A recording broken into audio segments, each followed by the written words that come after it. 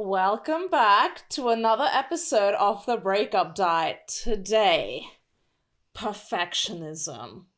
I don't know what you're talking about because I am perfect, Ilma. Have you not realised? You are perfect head to toe, inside out. Like, I work with you 24/7, so I know you're perfect, but... nothing. No, but nothing. I have nothing to say. Like, you are living definition of perfect. But it is kind of a thing that we all struggle with, not especially in London, but I think maybe in this age bracket where everything feels like everyone's got it. Everyone's got the perfect apartment, the perfect job, the perfect boyfriend. Or they're on the track. But, like, seriously on the track. Yeah, they're, like, on the most perfect come-up. Like, even their come-up is perfect. Buckle up, bitches. This is gonna get bumpy. This is the Breakup Diet.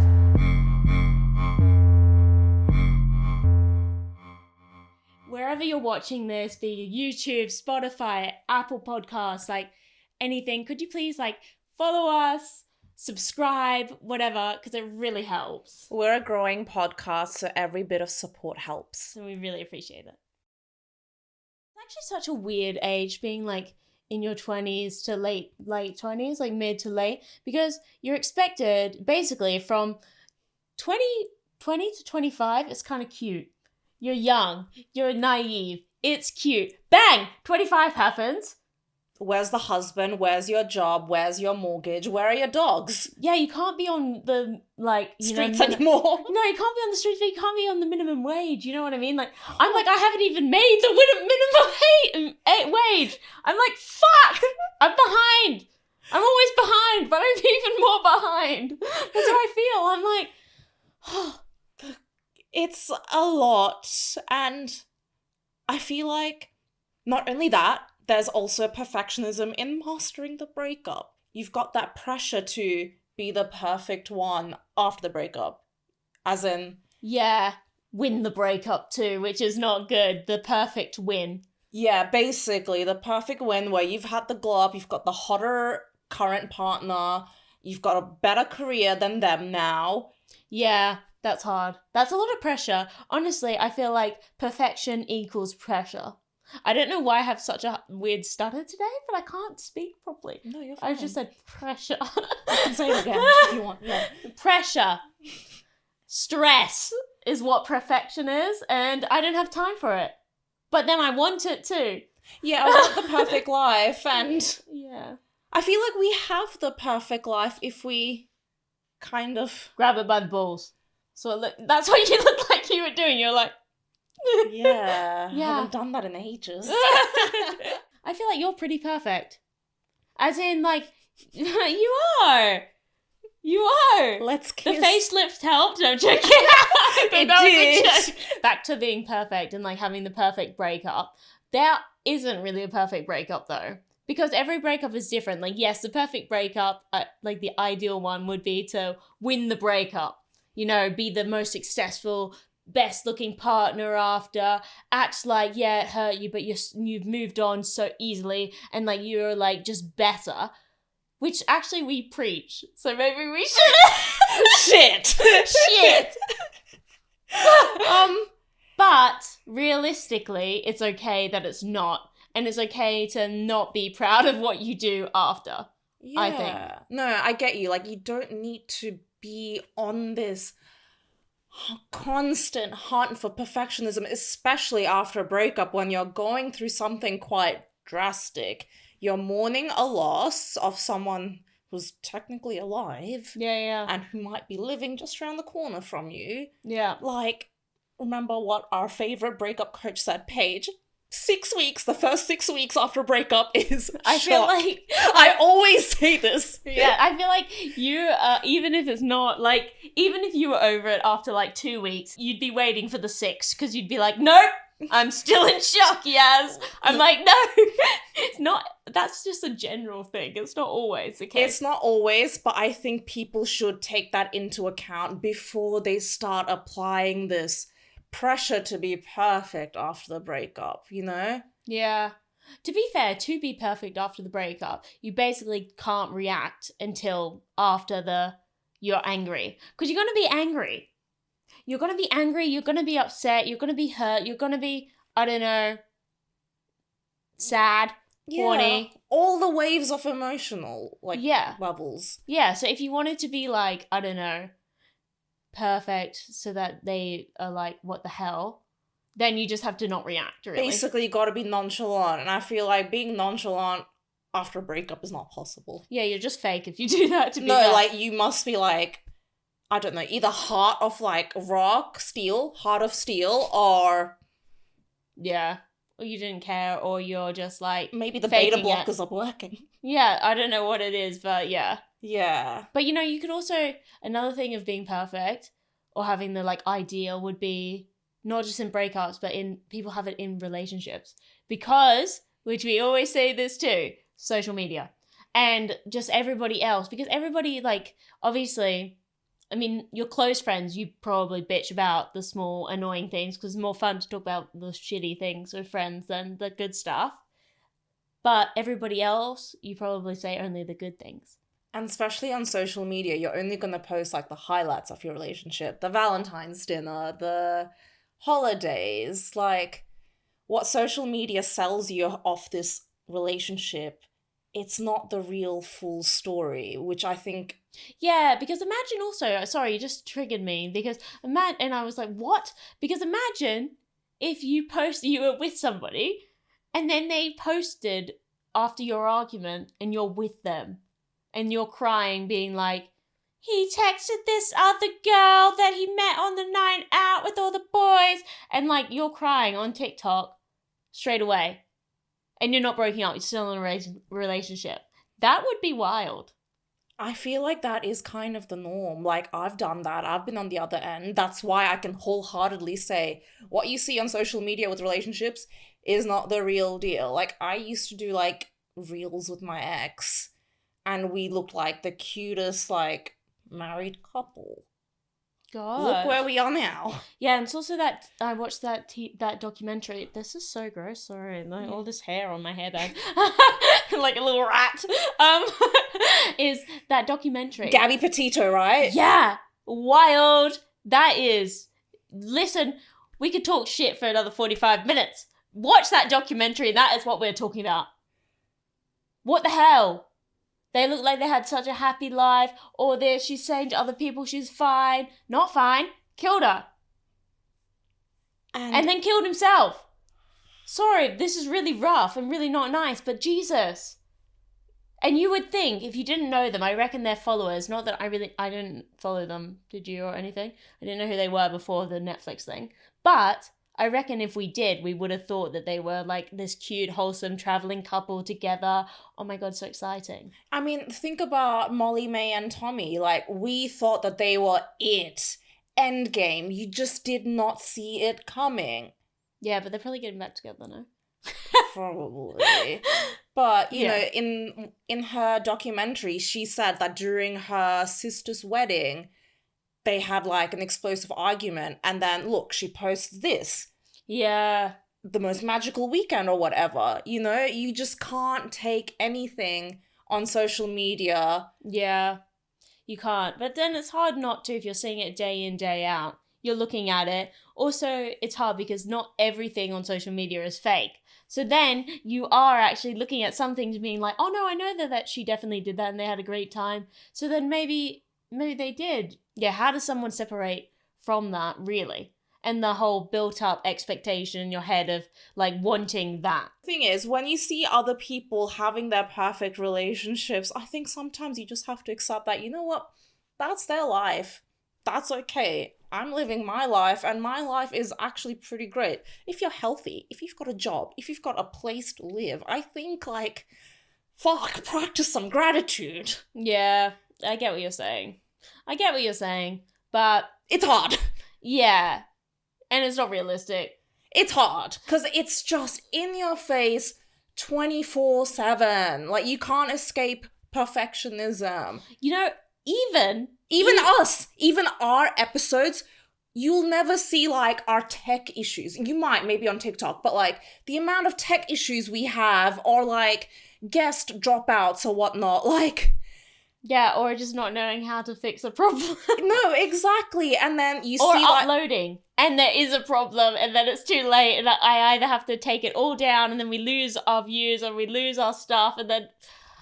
yeah, but then obviously when you see the final results, you see us talking perfectly. There's no stuttering, because God knows how many times we've stuttered in this episode alone. Yeah. Like, everything you see on social media, I think media in general is basically just, Fake news. yeah, it's so curated that it's not real. If you think about it, even with like news, the way it's filmed. But isn't that why everyone likes TikTok so much? Because it's like meant to be more authentic. Yeah, it But can be. it says authentic, but even that is not authentic. Yeah, because we would never post like, I don't know, shitty reels with the subtitles not working or... Yeah, or... Yeah. Yeah, they say that, but even then, like... It's still filtered. There's still pressure to make sure you've nailed it. Yeah. There's like a perfect level of authenticity like you want to achieve, because you want to be able to appeal to the brands, but then you also want to appeal to real people. Yeah. It is just... And also, even if you are putting out something and you're not like an influencer or something, you probably want to give off a certain image as well. So everything's a facade. Don't take everything literally. Be kind to yourself. yeah, literally, be kind to yourself. Do you find more pressure because you're almost 30? Oh my God, the pressure of perfectionism, it's definitely there. But at the same time, I've been through so much in my early, 20s that... You've lived 100 lives. I've lived 100 lives. Like, the divorce and being on the brink of homelessness right after the divorce, I think that has kind of shaped my perspective on life and has made me become more kinder to myself and has made me grateful for what I have. So, like, if I look at everything that I have right now, I would say my life is pretty perfect. Like, yeah, I would agree. Like, I get to work with you 24/7. Like, my day job's fine. I live in my dream apartment with one of my best friends. And we're close. Like, I'm not far away from you anymore. Yeah. All the opportunities that are coming from this. You're going on dates again. We're going on dates again. We're back in the streets. A sexy, hot, bald guy is in the picture. We'll keep you updated. Like, I feel like I've got everything. But then, who knows? Maybe from the outsider's perspective, people are like, oh, she's divorced and 30 and blah, blah, blah. But I don't care. I've got everything that I want. No, I feel like you're in a really good spot. I think so too. But the thing is, like, as perfect as my life is, it still doesn't stop you from having ambitions. Yeah, you feel like you want to be doing more or could be doing more. Yeah. But I think I've, finally mastered the middle balance where, I'm ambitious, but I'm also equally grateful for where I am. Yeah, I think that's the perfect thing. You have to be balanced. Exactly. And I think that kind of gratitude, maybe it's not the case for everyone. I just feel like sometimes you have to be dragged to rock bottom for you to be grateful for what you have. Yeah, it's like a breakup. Yeah. It literally is the same feelings. Oh my God, yeah. You know what I mean? I was not going to cry.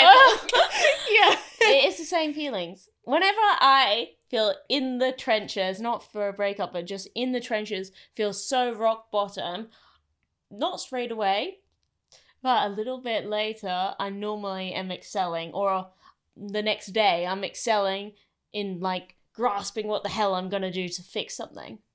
Yeah, sometimes you just really need that one moment, and it sucks, it has to be a shitty moment, but that one moment to kind of give you that push, that click for you to be like, okay, I've got this. I'm actually doing fine. Yeah. But yeah, there's not just pressure with love life for women in their 20s, pressure with career. The perfect job, the perfect apartment. Knowing exactly where you're going to be in 10 years. What? Just 2 years ago, it was normal to just be partying and that's it. Yeah, your job was just like, to have fun and live in the moment. yeah, that is the switch, isn't it? Because you're like, you have your job and you live for the weekends, low-key, but you work hard in the week or whatever, but you kind of like can't wait until you get off to go party. And then it switches and you're like, oh no, people love their jobs now. Yeah, and they suddenly it's like, oh, you have to care about a career progression. Yeah. Like, what do you mean? I just got here. Yeah. Bang. And also, if you want to be moving up and like actually doing well, isn't it the thing about switching roles? Oh yeah, you gotta be job hopping, or like, you gotta have the perfect network. Are you networking enough? No, I'm not networking enough. Actually, we're not. We need to get out of the house, Yaz. Oh, yeah, we actually do. But I was just talking about in general. No, I'm not networking enough because you give me so much fucking work that I can't. How am I meant to network? Because, like, right now, what's on the list? So, the perfect job, but then to be able to keep that perfect career, you need to network. And then if you're not networking, you're not going to move up. And if you don't move up, you just seem stagnant and you're a loser because all your friends are now suddenly vice presidents and you're still just an analyst. Like, yep. It's tough. and the next thing you know, like, everyone's got a mortgage or they've got this, like, luxury. Wait. Bang, kids. Don't. You know what I mean? Bang, married. Again. Bang. House. That's what it is. It's scary. Like, I feel like anytime that I feel like I'm getting close to something, like close to, you know, mastering that thing, bang, they hit me with something else. Close to getting, like, I bet you, when we start getting massive with this podcast, bang! Bang, our best friend is gonna have, like, an Oscar. Yeah! No, like, seriously. I mean, that would be quite lit, though, for them, because then, you know, Yeah. clout.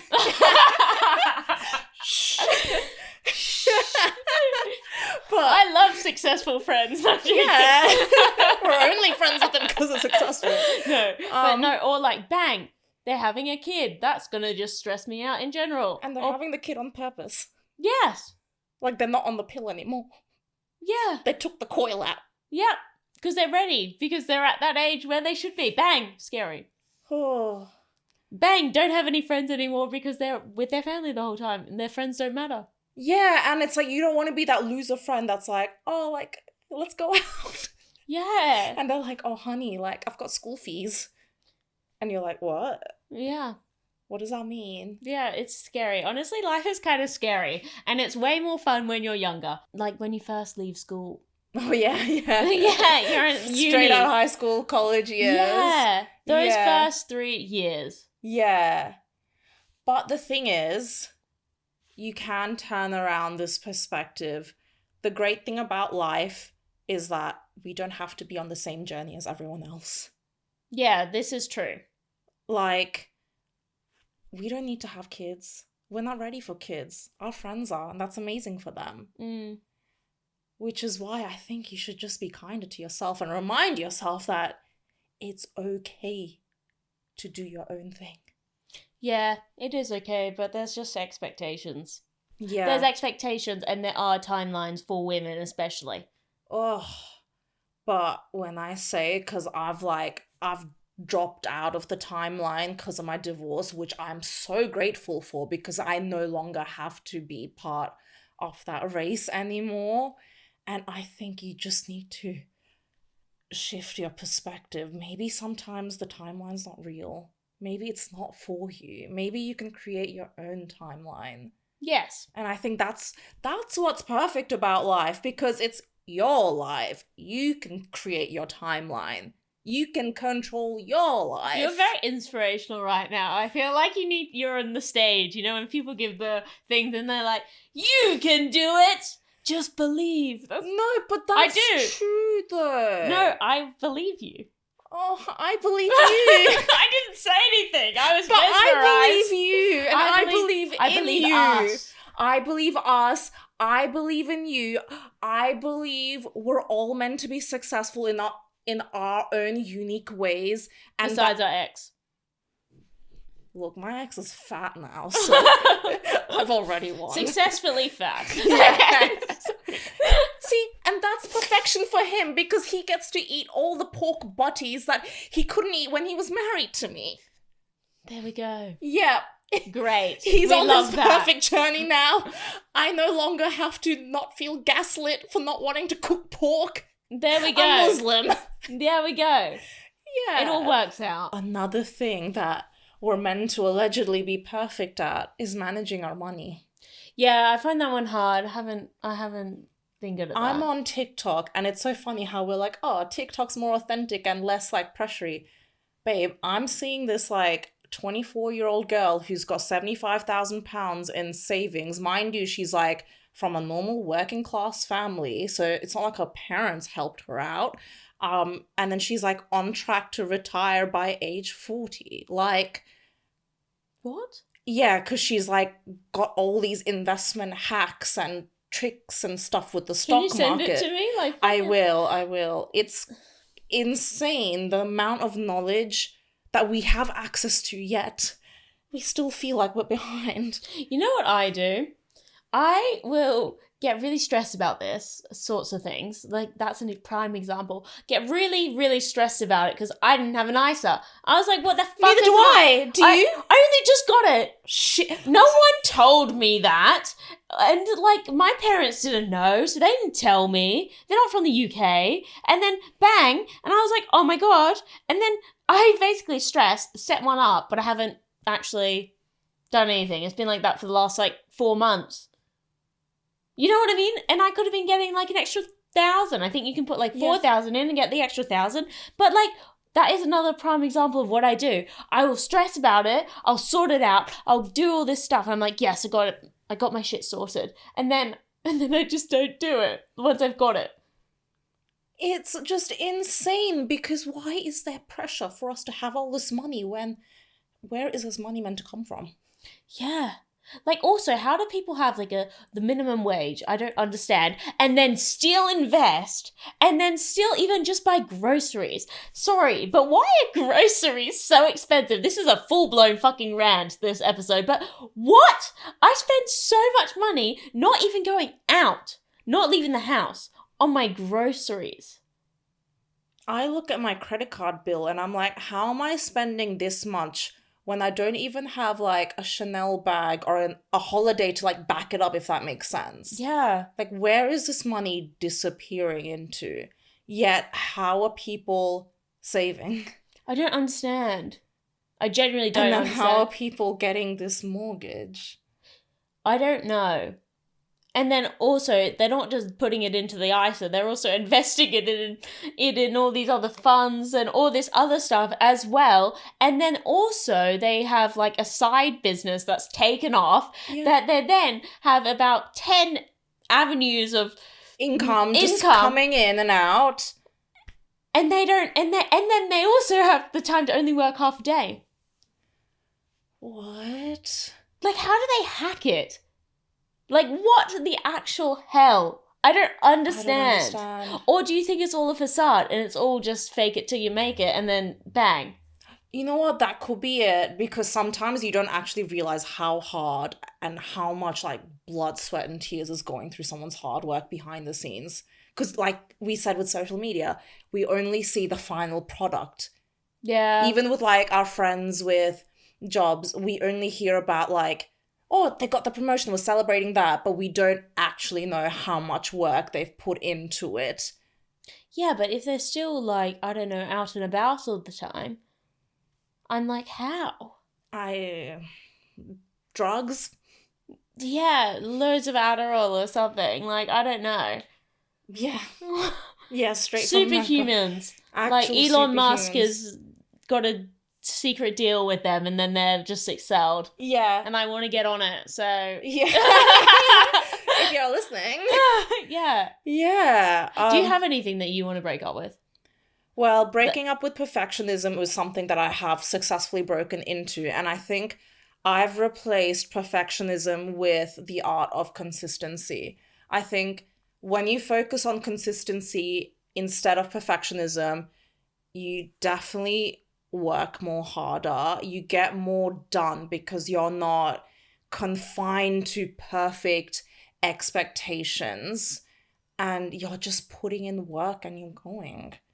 Yeah. I think that's what the source is. Maybe that's what everyone's doing. Everyone's just probably being really consistent with their work, and they are now finally seeing results, because these things take time. The perfect result takes a lot of time. Yeah. I don't know, though, because I feel like the only reason I'm contradicting you is because I feel like whatever job I've ever had, right, even if it's not been like a serious job, but like I've taken it seriously, I've put in so much hard work, but none of my consistency has shown up. And that's what I find very hard, because I'm not a perfectionist, but like I like to give stuff a good go, don't get me wrong, and I try my hardest, but then when you don't get the result that you want, it kind of makes you lose like faith in that whole process. I think what I would do in your position is maybe think, okay, look, I've put in a lot of work. Commend yourself for putting in a lot of work, and just think, look, maybe this is a lesson. Maybe this is a redirection. You know, you don't have to force this path onto you, you know? I mean, my redirection was to this, so... Exactly. It got you to the place that's meant for you, and this has been meant for you for years. Like, say with us, when we pop off, it's going to look like overnight success. Actually, no, it's going to be how many years like you and I have been working together, plus the 3 years on top of when you wanted to do this, when you first bought these equipments. Yeah, that is the thing about like popping off, especially on social media. Yeah. Like Alex wasn't she started years before Years posting ago. all the time. Yeah, and then like sometimes when people look at all these like new artists that have come out of nowhere, like look at Tyler, Tate McRae, they have been working at this since they were kids. Like since like 2018, and even that's still like considered early. Stuff like this takes a long time. A successful career takes a long time, no matter what it is. My friend, I'm not gonna say who she is, but she just got her first 6-figure bonus. Oh my gosh. 100K. Oh my bonus on top of her base salary. But that was like 7 years of hard work. She was not going to get that like a year out of uni just like that. Everything, unfortunately, like the perfect result, unfortunately, is going to be years. Yeah. But I think it's an exciting thing, because it's like, oh my God, I get to be in the waiting zone. As long as you're doing the work, you're in the waiting zone for the success. As opposed to being a bum in bed, fantasizing, oh, I want to do this, I want to do that, and not getting shit done because you're like, oh, but I don't have the perfect equipment. I don't have the perfect, I don't know, body, face. I don't have the perfect resources. Instead of fantasizing, you're out here getting work done. Yes. I like what you just said. You know, the only thing I'm going to retain that I want to change, because it's not sexy enough for us, is the waiting room. That word. Because it reminds me of the dentist, if I'm being completely honest. And I want the waiting room to be a bit nicer, like I don't know. I think like, because I was the loading zone. No, that sounds like a supermarket. You know what I mean? I need something like a bit I got that phrase literally from my actor friends, because he's like, oh no, like the show's coming out, I'm in the waiting zone, I'm chilling. Yeah. Maybe it's the chill zone. The chill zone. Maybe they're like, yeah. Like you've done the work, just sit back and relax and wait for the results to pop off. Yeah. Have faith in yourself. Oh, I've just got it. Okay. So you know when you do like your exams at school, and then you're in the summer after you've done the exams and you're getting the results, but you have the best summer of your life because you have no thoughts. That zone. Oh, so think of life as a summer holiday, like an endless summer vacation before life is about to get good. Yeah. Yeah. Enjoy that journey. Yeah. I think that is a good way of looking at it. I like that we came to that. Yeah, exactly. I think that's what it is. But yeah, you have to let go of the pressures of being perfect and not starting something or doing something because you don't feel like you're good enough. Because chances are you're good. You're capable. Yeah. Just do what needs to be done. Get the work done. And you learn along the way. that's also the thing. Like, you're never going to be where you started. You know, like, you don't start your journey and you're not going to, something goes wrong, you're not going to go back to being at the same spot. No, You because you always- learn from it and you take that lesson and you literally just elevate. Yeah. That's what's amazing about mistakes. If you're perfect, you don't learn shit because you're already perfect. And no one's perfect. Let's be No honest. one's perfect. No, Becky from the gym is not perfect. I don't know. I'm not perfect. No, neither am I. Like, And it's okay. yeah, and I'm okay with that. Yeah. And I hope you guys are too. I'm kind of okay with it. I'm getting there.